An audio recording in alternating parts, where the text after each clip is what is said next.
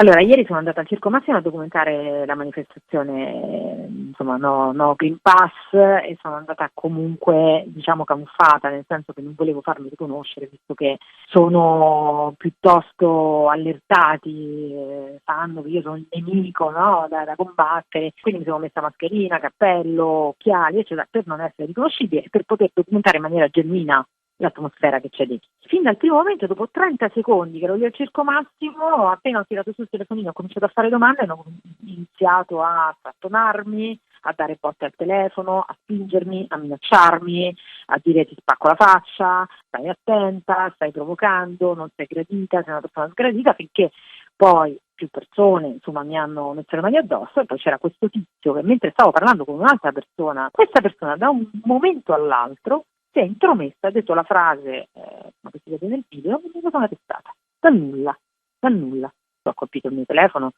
mi è arrivato in faccia con gli occhiali, per fortuna non mi sono fatta male. Il gesto è stato violentissimo, tra l'altro ci sono altre riprese fatte da un'altra angolazione che adesso sto pubblicando, e posso dire che comunque c'era un clima di paura, perché non c'erano forze dell'ordine. Ecco, dove erano la polizia e i carabinieri? Erano situate fuori dal perimetro del Circo Massimo, all'interno non c'era nessuno, ma neanche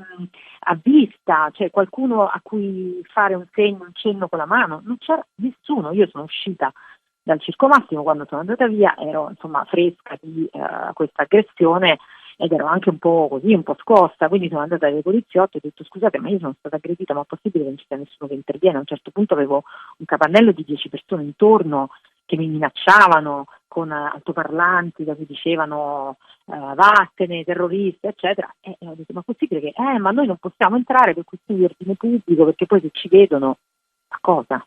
Cioè, se ci vedono cosa?